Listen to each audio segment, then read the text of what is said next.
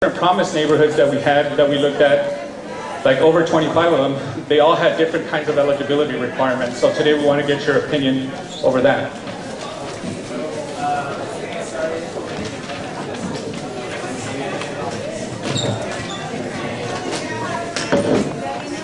Yes. Las personas de este grupo que tengan audífonos de traducción, por favor pónganlos en el canal número 4. Entonces, sus audífonos tienen cómo cambiar el canal. Tienen como un círculo donde pueden ir 1, 2, 3, 4. El canal número 4, por favor. Por favor, el canal 4. Las personas que estén en este grupo solamente. Okay, so we have translators in each group and they're all going to be in different channels. So todos los traductores están en diferentes canales. ¿No tiene otra? Sí, necesitamos uno más aquí. ¿Necesita traducción? Okay. So again, my name is Gavina Redonda. I work here in the city manager's office. My name is Jim Becker. I'm the president and CEO of the Richmond Community Foundation and volunteering tonight to help. And Bill Lindsay, city manager. Since I spoke so much, I'm going to be more quiet. Okay, so there's multiple ways to participate and give your input. Today, speaking in this group is one way. We also have markers, and you could also write here. You also have comment cards that you have in English and Spanish. You could give your comments directly there. You also have, if you go to richmondpromise.org, you could also fill out a form there. It's a Google form where you can give your input there. You could also call me or call anybody in the... We just can't hear anything over there. Test. Can you hear in the back there? Well, you turn off the microphone. Hello. Okay. You could also call us if you have a group of Richmond residents who are. Go ahead. That you have a group of Richmond residents that you want to get together to be able to give some input. Feel free to call us, and we can do that too. So, should we start with Yeah, go ahead. I'll start.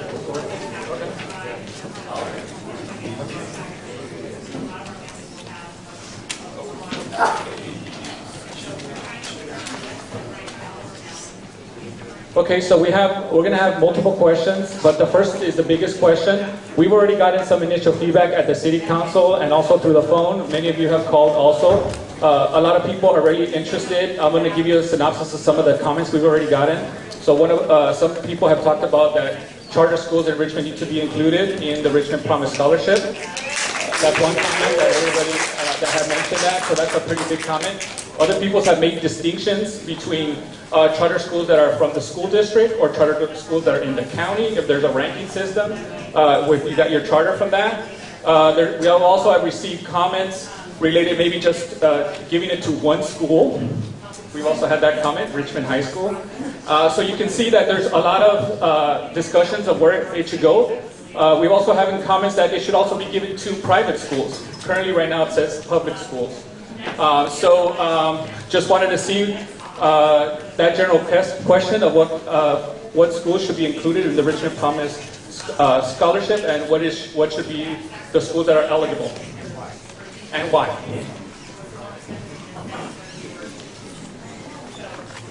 Instead of looking at it as school, can you hear me? Yes. Instead of looking at it as schools from Richmond, can we just focus on Richmond residents? That way we don't have a problem with whether it's charter, public, private. Just looking at Richmond residents, because these are reparations for the community. We're all breathing this air. So for that reason, we should all be eligible. Not everyone, but all students that are Richmond residents should be eligible to get these funds.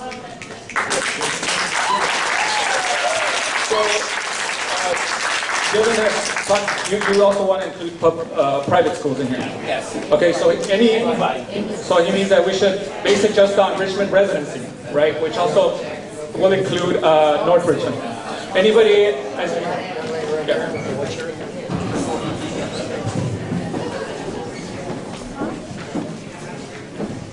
Hi, my name is Lisette Ruiz, and I'm a 10th grader at Leadership Public School. Use the microphone. Hi, my name is Lisette Ruiz, and I'm 10th grader at Leadership Public School, Richmond. I'm also proud. I'm also a proud Richmond resident. I've come tonight to say that all of Richmond students, no matter which public school they attend, deserve to be included in the Richmond Promise scholarship. I'm the oldest of 3 kids. I will be the first in my family to go to college. I'm working really hard in school. I'm working forward to becoming an elementary school science teacher. I know that money is a huge concern to my parents, and I don't want my dreams to be stopped by lack of money. All Richmond students deserve to have a quality education, and for this reason, I ask that you include all of Richmond students in the Richmond Promise Scholarship. Thank you.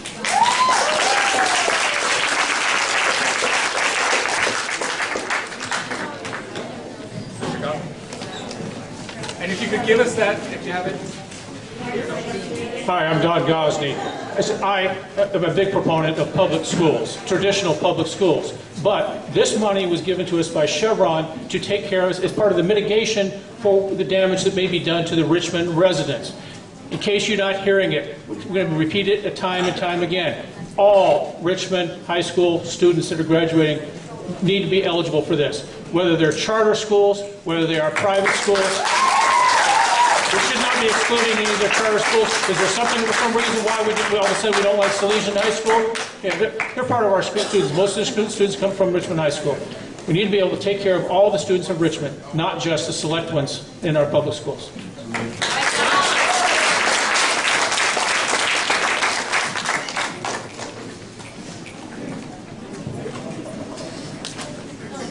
Hi, my name is Mindy Pines, and like the gentleman before me, I agree. If there were unlimited funds, then yes, all qualifying Richmond students, in other words, all Richmond students who are eligible to go to a college, technical school, etc., should have access. However, I can't imagine there being infinite funds, and so I like what the Vice Mayor said about perhaps having some ranking system. The problems with granting everyone, I see charter schools as all students who go to charter schools already have an advantage. For one, their parents are engaged. Their parents have taken the time to get them into another school. Charter schools do compete with the remaining district schools. They siphon the cream of the crop for the reasons I had just said. Please be respectful. And so my concern is that public school students get first crack at it, and if there's enough money, then fine. Charter schools are publicly funded, but they're also partially privately funded. They're not run with the same rules that public schools are. So a lot of these things should be taken under consideration. I would see this Richmond Promise program as a means of really giving incentive for families with college-bound kids to want to stay in the public schools and fight to make them better. By sending the cream of the crop kids to charter schools, you are not helping improve the public schools, but you are making them worse. We'll go back here. Oh. I promise her. Good evening. My name is Heidi Quara, and I'm graduating senior at Leadership Public Schools, Richmond. I'm excited to say that I am going to be at Sonoma State next year.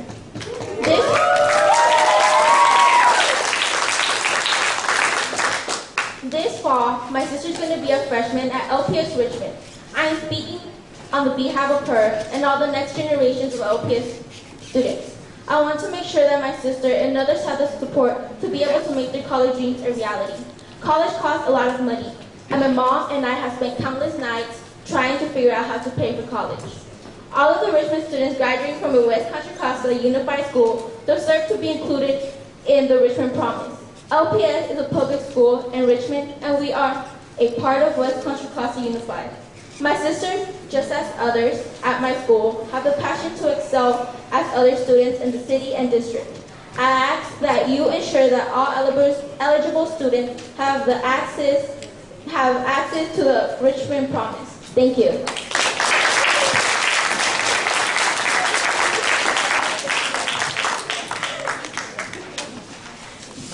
Buenas tardes. Yo también estoy de acuerdo que las escuelas Chávez sean incluidas, porque yo moví a mi niño de una escuela pública porque no tuvo una buena experiencia. Él está aquí y lo puede decir, ¿verdad? Porque no es justo que él iba con miedo a esa escuela por una mala experiencia con el maestro. Entonces yo lo moví a una escuela Chávez, él está muy contento. Y yo creo que las escuelas Chávez también merecen esta oportunidad, porque todos pagamos impuestos, aquí los residentes de Richmond, todos respiramos el mismo aire. Aparte, yo soy una mamá que siempre participo mucho en la comunidad, me involucro mucho por el bien de mis hijos, y yo creo que es justo que ellos también merecen un mejor futuro.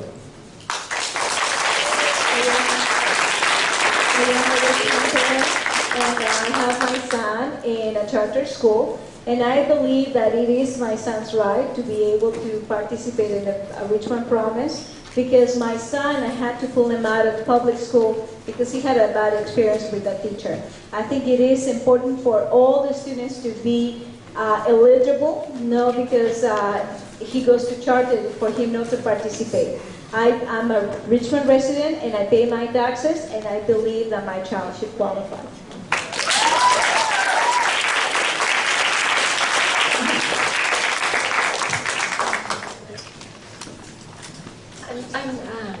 I have really bad allergies right now because of mainly because of the temperature, the environment here.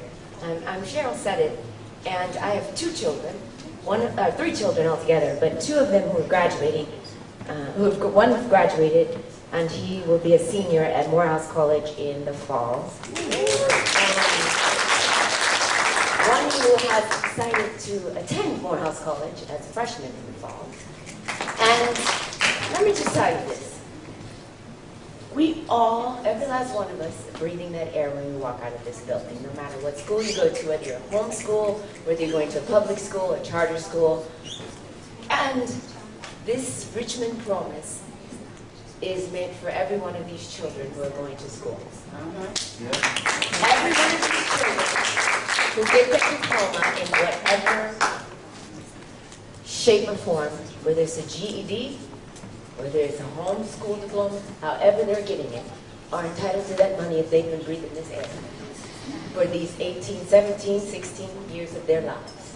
All of us who are paying taxes, all of us who have been paying into the system in Richmond, are entitled for our children to benefit from what they're calling this Richmond Promise. Otherwise, it's not a promise. It's only partial promise. So, if we are going to put caveats, asterisks on who is entitled to an education, then we are deeming that some of these children are more important than other children. And that is not fair. That is not fair. We are building a system that is saying that if a child lives in a certain area, or we are putting some children at risk. I took my children out of certain schools because I don't want my child in a certain school. My 13-year-old, she started high school at 12. I didn't want her at the end at 12 years old. So I didn't put her in that environment at 12 years old. That was my choice. That was my choice. But that does not mean that my child is not entitled, when she graduates high school at 16 and she wants to go to Stanford, that she is not entitled to those funds because she's still breathing that air up on that hill. Do you understand that? If I so desire to partake in those funds, she's entitled to that. We need a system where every one of these children, you right here, this baby behind you, this child right here who just stood up and her siblings, they are entitled to those funds if they're citizens and their parents are paying taxes in Richmond. And we need to find a way to make it happen because we can. Thank you.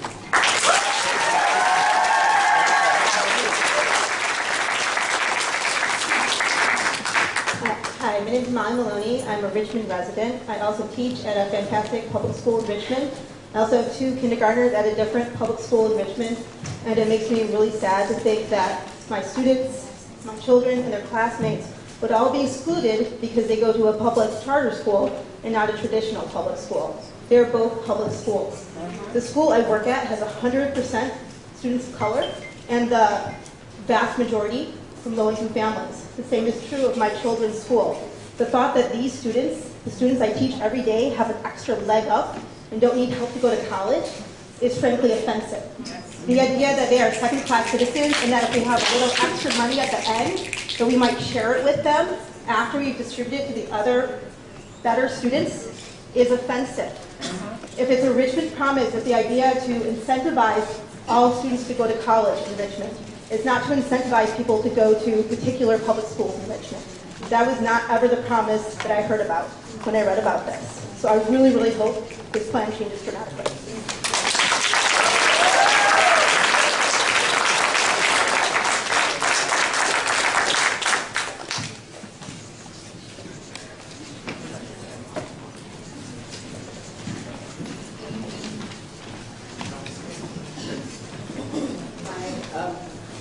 My name is Yolanda, and I've been a Richmond resident for over 40 years. And my daughter do go to a charter school. And the charter school is not even in Richmond. It's in Berkeley. And if you see the campus that is being built right across the street from Walmart in Richmond, that's her school. That's who's coming here. And I want to be able for my daughter to participate in the Richmond Promise. I've been here, I live here. And even though I take the time out to take her to Berkeley for her to go to school, it's because of the school system here. And it's because of the teachers that we have. And it's because of the time that they spend with my daughter. They stay with her till 6 o'clock. The teachers, I could text them over the weekend and they will help us with her homework. And it's because of the effort that they put in is the reason why my daughter is at a charter school. And so for the Richmond Promise, I would like it to be a promise for everyone. And if you want to look at eligibility, there are some people who make over a certain amount that when you go to apply for financial aid, you do not receive anything. I have an older daughter that I'm paying for out of my pocket to go to college. So if you can put a financial aid packet together for those who do not qualify, who do not receive any money, then you can give them a little extra. That's a way that you can see who's eligible. There are some people who will get not necessarily a full ride, but they will get a lot of financial aid. And then there's some of us who have to take out loans. And that's another way that you can look at that particular issue.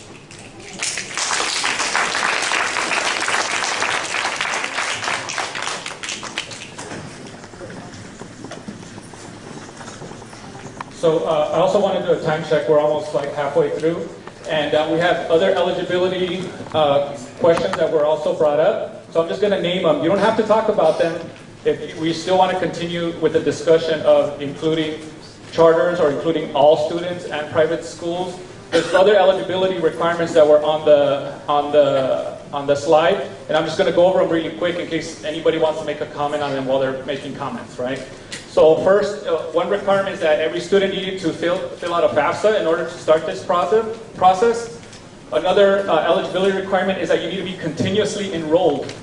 That means that you are, like, when you start in the eligible schools, that you're continuously enrolled, not that you go out somewhere else and then come back. That's another criteria that we're wanting to include, but not that that is being discussed to be included. Also, that the amount of the award will depend on how long you've been in the eligible schools. So we had like a percentage breakdown, like so if you're here from K to 12, you'll get 100%, and if you're here from whatever, 50%. Another one is that if you're attending a community college, that you enroll in either a transferable 4-year program or that you enroll yourself in a CTE program, which is a career technical education program. And that you have 5 years in order for you to get a VA. So this scholarship wouldn't be until you finish, but it would be 5 years right now, or finish 3 years your CTE or transfer. Students must be in good standing in their college. And also students may not enroll in a fully online program. So those are other eligibility criteria that we've been thinking about. But feel free to comment. They're over here on this. Feel free to comment on whatever you want, but I just want to remember that there's other eligibility requirements we're thinking about for this section. So we have a person here, a person back here, and Mr. It's another issue. Hello, my name is Isabel. I'm a parent. I have 3 kids. Can't hear. Oh, sorry. So one, it has been in the system. One, it has been in the system for his elementary until 5th grade, and I decided to take him out and go to a charter school because I believe he will do better there. So it's also, like the other lady said, it's part fault of the Contra Costa Unified School District that we as parents are looking for other options for our children to succeed and get them to college or university. That's what we want as parents. And I also believe that this should be only for Richmond residents. It doesn't matter if we have 1 year in the district or not, or 5 or 11 years. Because there are some good schools, but it's all based by the community you live in and the school that you fit, which is injustice because they are not allowing us to take our children to a better school. Also, I believe that it's not only for 10 years, Chevron is going to be here forever. So I think we need to think in the next generation, not only for the 10 years, but later, because they're going to construct here and they're going to stay here. So we need to think ahead, not only for our children, but for generations to come.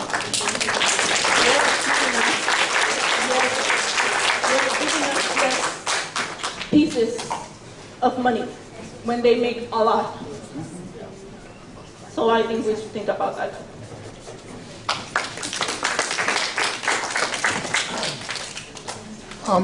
My name is Corky Bouzet, and I'm a former city council person, and I voted on this Promise program, and I voted for no child left behind.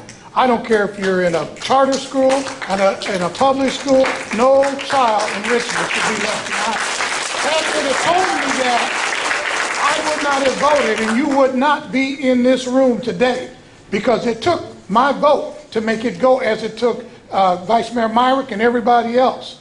The thing that's bothering me here and in this room, I have not heard one thing about vocational education.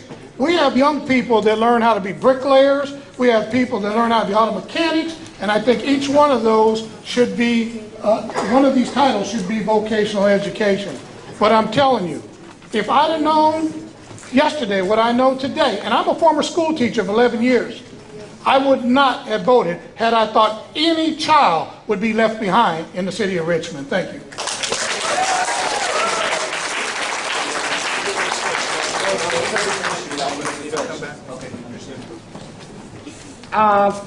Well, first of all, there's much I could say about this whole process. The horse is out of the barn, and now the city wants to stop it and say they want your input. They've sit up and they've drafted 60 pages of what I would call misleading information. What is college readiness? That has not been defined. So they're sitting here, having you here, and they've set up the division between public schools, one being a charter, which is public, and the traditional. What they're also saying to you, as parents, no matter how bad the education is, you got to keep your kid in a substandard school. That's inappropriate. That is totally inappropriate. That is the same as saying to you that you cannot transfer to Hercules. That's why they included all of the rest of the schools in this district. A large number of Richmond students transfer to Pinole, to Hercules.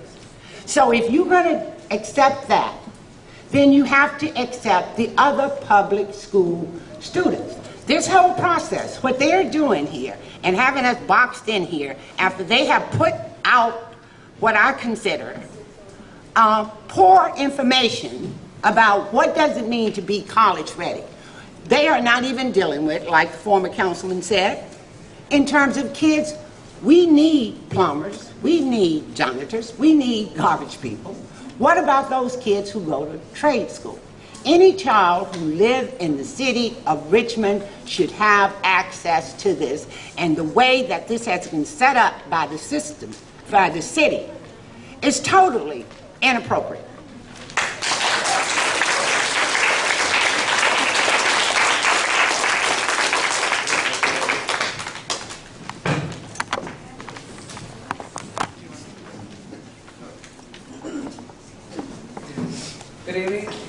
Good evening. My name is Luis Ledesma, and I am a graduating senior at Leadership Public School, Richmond. As you can tell by my shirt, I'm pretty proud of the fact that I'm going to UC Davis next year. I'm going to college because my life goal is to support low-income first-generation students have access to higher education. I'm speaking to you tonight on behalf of AB 540 students at my school. As an AB 540 student myself, figuring out how to pay for college is a real struggle. Since AB 540 students do not receive federal loans, there cannot be huge gaps in financial aid. I know how every single scholarship can make a huge difference. I've been working incredibly hard to make sure that I am covered and make sure I can attend the college of my dreams. We can all agree that we want Richmond to thrive to its fullest potential. LPS students, along with all those who graduate from high school in Richmond and are college eligible, have the opportunity to be role models for the families and for the city of Richmond. I ask that you help make this dream a reality for students and include LPS Richmond students in the plan. Thank you.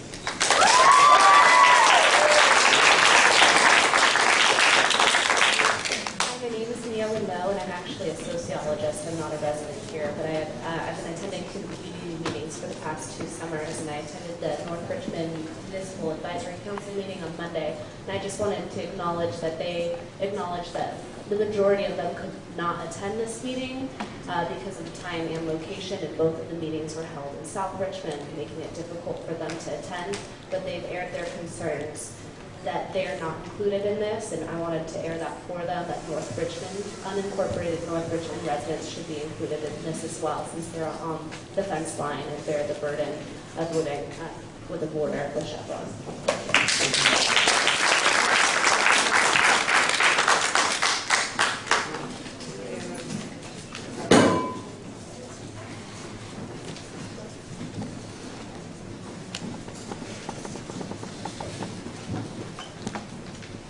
Buenas noches, mi nombre es Yolanda López.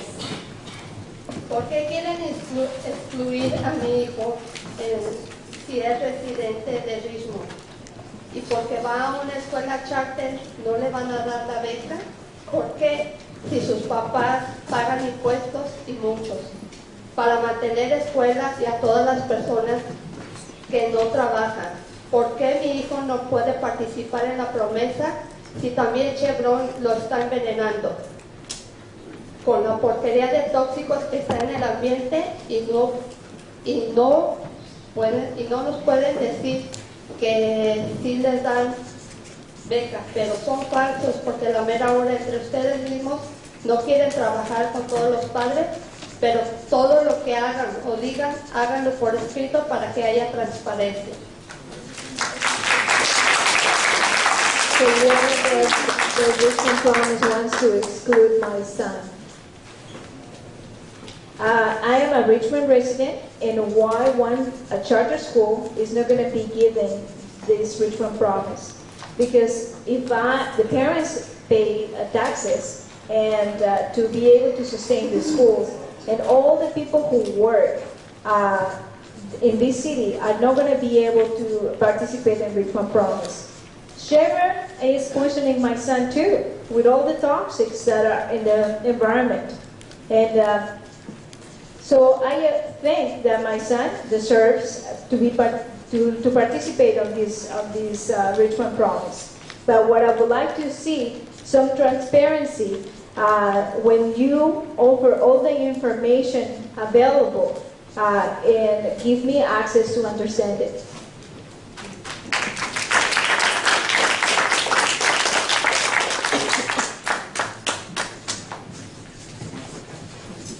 My name is Ken Ryan. I'm an adult school teacher in Richmond and San Pablo and unincorporated North Richmond. And I was wondering if the children from San Pablo would qualify. No. No, because that's my comment. Because they're breathing the same air. Your comments to include San Pablo. And unincorporated. Hi, my name's Connie Calderon Jensen. I'm at Washington Elementary, and I had a couple of things that I wanted to make sure we discussed. One was that the career technical education is what we used to call vocational ed, so we are not excluding those students from participating in the Promise. I do have a question about transferable students, since that is a big part of the president's agenda. So if a student decides that they want to start in the community college to get rid of the GE requirements at a lower tuition rate, is the Promise going to follow them so that they transfer to a four-year university, regardless if it's a UC, CSU, or a private? Is that money going to follow them? And I would encourage us to make sure that that happens, because the community college is a great pathway for a lot of our students. We don't need to be putting our students into debt from the get-go. Not all our students are going to be ready for a four-year institution. Community colleges offer great programs to make sure that our students are ready for a four-year college, and I would hate for them to, just because they start at a community college, that then the Promise isn't there for them when they transfer. So I want to make sure that that's there. So your comment is to ensure that when the students transfer, that the scholarship also transfers, which so far from my reading, it does include that to be able to transfer. But right currently we have a 5-year window that people would need to do that. So. I spoke before. One of the things I was concerned about is when the gentleman here mentioned that the students need to complete a FAFSA. I'm an undocumented student. I go to Chico State now, and I'm hopefully graduating magna cum laude next year. And I mean, as an undocumented student, I've had very low access to scholarships, loans. I don't get any loans. Very limited access to financial aid. I've had to work 2 jobs. And I think we need to include undocumented students in this proposal, just because Richmond has a very large Latino population. A very large portion of undocumented students, undocumented people, a large portion of undocumented people are Latinos. So I really hope that you include undocumented students on it, or there's going to be a lot of people begging you on it. Yeah, and currently, as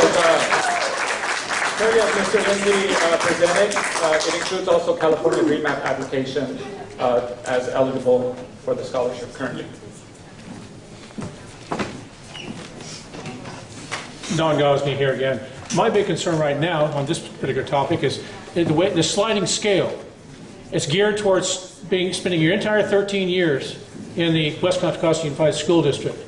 If you start in a little bit later, you start losing out. You skip kindergarten, you lose 5%. If you transfer in for your 9th through 12th, you only get 65%. Transfer into your 10th, you're screwed. You're out. It doesn't count at all. I don't believe it should be a sliding scale at all. Any of our students that are living here in Richmond, if they move in here, they should fall under this. Because otherwise you're just grandfathering in the kids that have been here for the past dozen years or so. So any entry point full scholarship in the system? That's what I'm suggesting, yes. Great. Back.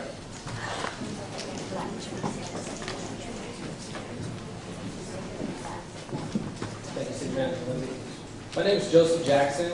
I sit on the Richmond Youth Council in the City of Richmond. And this is one concern that we had as well as eligibility. One thing that I'm curious about is the transfer rate, or where students are. I think that we're kind of missing the key word that says Richmond residents. Regardless of where the student goes, they still live in this city, which means they're still affected by any economic state that happens in the city. You know, they're here Saturday, Sunday, Monday through Friday. I think we need to really focus on the fact that it's still residents. You know, I'm a resident here, and I'm a junior, and I actually go to Leadership Public Schools Richmond. So charter schools are excluded. It excludes me and all the fine work that I do, you know, everywhere. another award. But so we need to make sure that we include students regardless to what school they go to, as long as they're in the city. Because yes, parents pay taxes. When they go to college, they'll be paying taxes too. So you're investing in the future. So, you know, we need to remember that.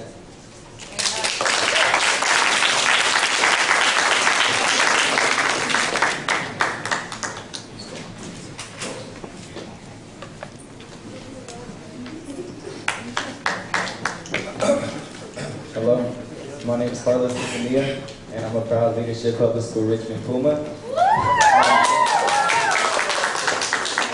And I'm a freshman, and adding on to what my good friend Joseph said, I feel like, you know, everybody in this residence should be included in this, because if you look at it, every student in our school is a hard working, ambitious student with big dreams in their lives, and they all come from hard working background of parents. And a lot of students at our school, their parents really can't pay for college fully, and then we all need help. And I feel like since this is a promise to Richmond, I think we should, you know, include everything in Richmond, not just a specific part of it, because, you know, it's a Richmond promise, and I feel like we should get what's guaranteed and what comes with the promise.